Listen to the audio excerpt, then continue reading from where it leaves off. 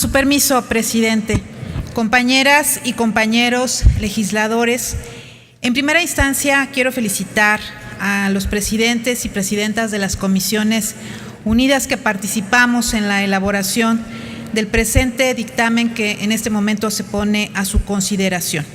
Sin duda, el trabajo realizado en el seno de las Comisiones Unidas es muestra del compromiso que existe en quienes integramos las mismas para aportar un producto legislativo que realmente se convierta en un instrumento que garantice plenamente los derechos de los niños y niñas mexicanos. El dictamen que hoy discutimos es consecuente con la reforma constitucional publicada el 10 de junio de 2011 en materia de derechos humanos. Es precisamente a partir de esta reforma que México establece las bases para ir avanzando a la consolidación de un Estado constitucional y democrático de derecho. Y esta ley no podía sino retomar los principios plasmados en dicha reforma a fin de garantizar plenamente los derechos de los niños, niñas y adolescentes.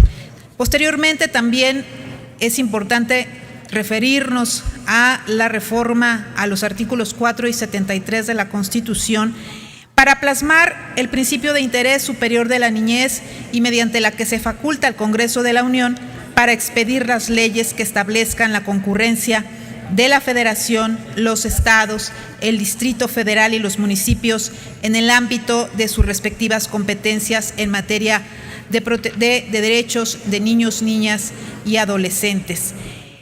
De esta forma, la reforma al artículo 4 constituye un parteaguas en el camino por contar con una legislación a favor de los derechos de la niñez. En este contexto es en el que esta soberanía recibe la iniciativa del titular del Ejecutivo Federal a través del mecanismo de iniciativa preferente.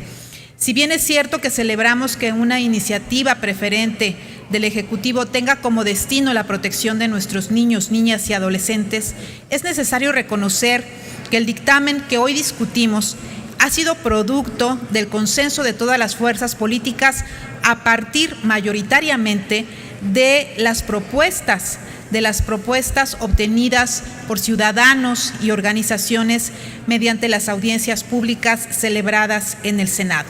Gracias a estas aportaciones y a las aportaciones de los propios grupos parlamentarios, pudimos transitar de una iniciativa de carácter proteccionista a una de corte garantista de derechos, mediante la cual se crea un sistema integral de garantías de derechos para nuestros niños y niñas. Quisiera destacar algunos de los aspectos fundamentales de esta ley.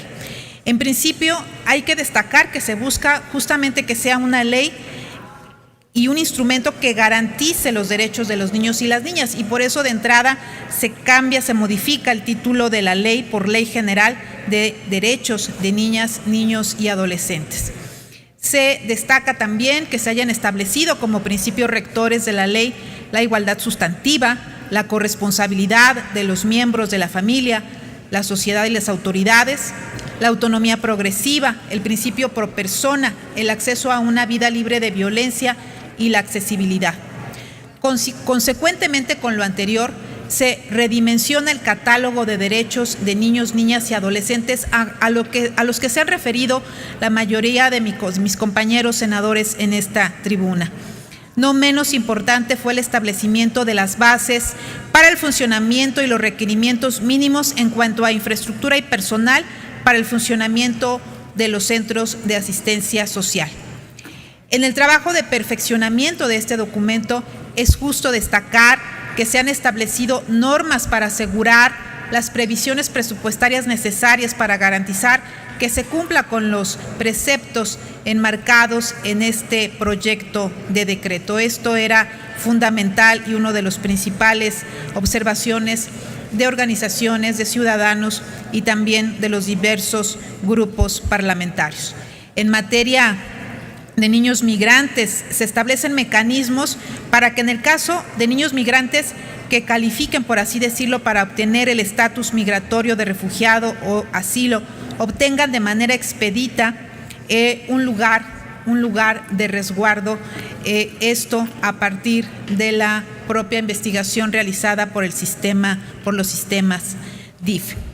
Finalmente, para asegurar una adecuada protección de los derechos de niñas, niños y adolescentes, se crea el Sistema Nacional de Protección Integral como instancia encargada de establecer instrumentos, políticas, procedimientos, servicios y acciones de protección de los derechos de niñas, niños y adolescentes.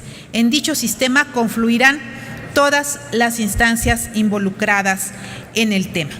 Hoy vivimos una situación compleja en nuestro país por la violencia imperante que ha dañado y lastimado el tejido social. Una de las víctimas más visibles lo son nuestros niños y niñas. Niños y niñas migrantes abusados en sus derechos. Niños y niñas violentados en sus propios hogares. Niños y niñas utilizados por la delincuencia. Niños y niñas en situación de calle. Niños y niñas explotados laboralmente. Niños y niñas que no pueden acceder a las mismas oportunidades por su condición de discapacidad. Niños y niñas que están carentes de derechos. Es fundamental que esta soberanía, en la medida de sus posibilidades y en base a sus propias atribuciones, generen instrumentos para que con la participación de todos los poderes públicos y los niveles de gobierno iniciemos la ruta para cambiar esa realidad. Por ello, los exhorto a votar a favor del presente dictamen en el entendido de que estaremos dando las bases legales para un sistema que promueva, proteja y garantice los derechos de la infancia y de la adolescencia. Es cuanto, presidente. Muchas gracias por su atención. Muchas gracias.